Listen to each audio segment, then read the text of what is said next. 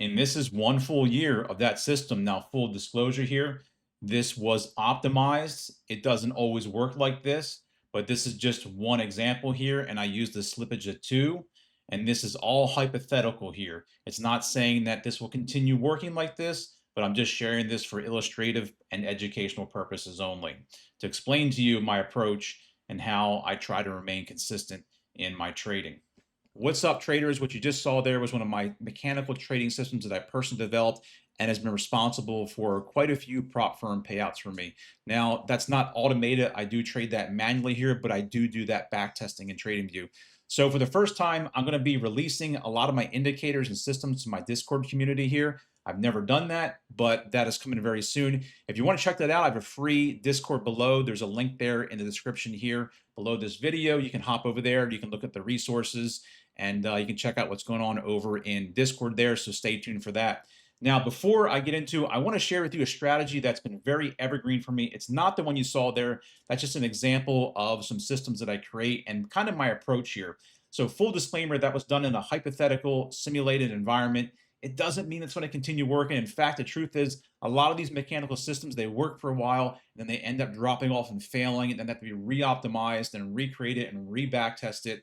And the process just repeats itself over and over. But the strategy I'm going to share with you here very soon has been evergreen for me, and I absolutely love it. I actually learned it from a gentleman named Brandon many years ago in FX, and I still trade it today. It's an awesome strategy here, and it's super simple. So I'm going to get into that. Quick disclaimer, I'm not a financial advisor. Nothing I say here is financial advice. Most traders lose all the capital they trade with, and trading is risky, so you have to be responsible in trading. And remember, everything you saw there earlier, hypothetical, simulated, and it doesn't mean that you can do the same. Most traders actually end up failing. So let's get into the charts now. I'm going to talk about that strategy here. I'm going to go over how it works, and then, yeah, we'll go from there. All right, so here we are with the charts. This is just simple divergence for me. That's really all it is. Now, the key for me to getting my payouts in prop firms is I take one or two trades a day, and that's it. Anytime I've ever traded, I've always got my butt kicked, and that's the honest truth here. So you see some triangles on your screen, some scribbly marks here. I'm going to go over just one day because that's really all that's needed to look at this strategy here. I'm going to point out some indicators that I use to confirm my trades, and yeah, that's going to be it. And this has been very good to me. Now, a lot of it comes down to being able to manage risk as well. And the other piece here is I do look at order flow and bookmap, and some of the trades I will pass on if the directional bias is not in my favor here. But for the most part, I'm taking a lot of these trades here. So let's get into it here. All right, so I marked off 9:30 a.m. Eastern with this yellow line here. And I got this giant triangle here because it was a trade. I mark them off as triangles or circles just to determine how or what kind of divergence that I've taken for the day. So the indicators that were needed here, this one here, Fu Manchu Cipher B. All right, once it's on the chart, I just come down here to the settings and I'm just unchecking all of this here because I only care about the waves. And I'm going to be using this for divergence. And it gives me a very mechanical entry on the divergence that I use here. So everything's checked off, and that's what it looks like.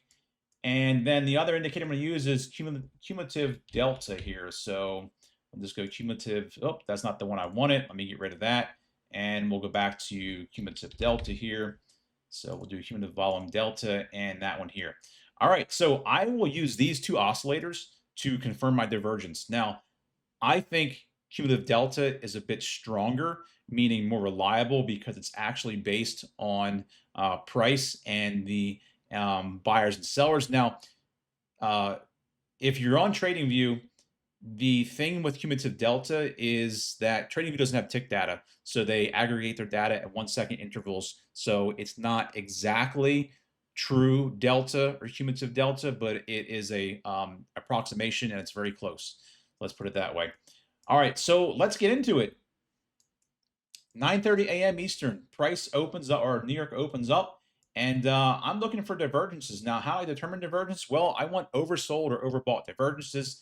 So the first thing I'm checking here in my charts is the 60 line right here, and I'll just circle it on the Cipher B. That's the 60 line plus or minus.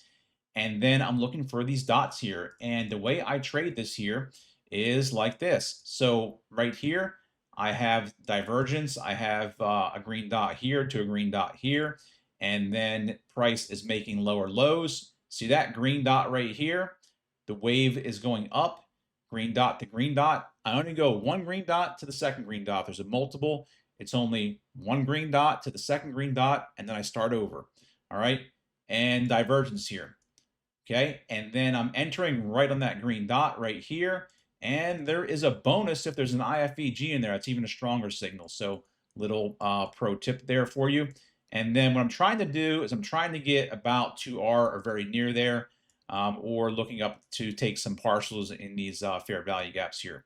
So that's it. Now, the other piece here is that we actually also had a cumulative volume delta divergence at the same time, which strengthened this. You can see this here, cumulative volume delta making lower or higher lows as well, while price is making lower lows. And if I come over further here, if I check down here, this is really easy. All I'm looking for, really what divergence is in a nutshell, is just manipulation and just a mechanical way to spot it.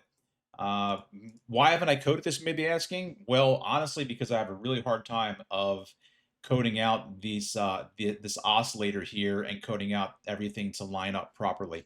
So that's still work in progress, but I don't need it, to be quite honest, because I can just use my eyes. All right, and down here is the next signal. You can see that I have this divergence line drawn. At first it was right here, but let me show you why this is not a setup for me. Okay, so let me just zoom into the charts. Here is the here's the first candle lining up with that green dot. Here is the second one right here. Okay, all right, that's not divergence because price here is making higher lows and the wave is making higher lows. However, if we look down here at the next green dot, and I'll just mark it off here. If we look at this one right here, let me grab a vertical line. If we look at this one here, all right, now we're making lower lows. Price is making lower lows down here, and we'll remove that so you can see it. Okay, this green dot to this one here. Now we're looking for that singular inverse fair value gap out of divergence. We have, this one was beautiful. And my stop's down here, and I'm trying to get as close to 2R as possible. And this one just ends up taking off and going in this direction here. Now, did we have cumulative delta divergence? All right, well, let's take a look here. All right, down here, we did not, because cumulative delta was making lower lows. If we look from green dot to green dot right about here to down here, this was making lower lows. And if I just kind of blow this up a bit so it's easier to see, right there. Okay, no cumulative delta divergence. There's the low. All right, we're making lower lows. We're making lower lows here. So what I will do is I will check first with this indicator here. And if I get a signal with this one, I'll move to cumulative volume delta, only because these are less frequent, but I personally feel like they are a bit more reliable when I take them here. That's how I do it. That's how I do divergence. It's super simple. Just to reiterate, it's cumulative volume delta, cipher B, and then I'm looking for a V-shape IFEG in that divergence. That's something I added later to just get a better, to get a one more confluence. And then a lot of these too, I'm looking at order flow. So if order flow is not in favor or has a directional bias of this, then I'm simply passing on the trade here. So that's it. Hope you enjoyed the video. Make sure you like, comment, subscribe. Ask me any questions in the comments below. I'll be more than happy to answer, and hop over into Discord if you haven't already done so.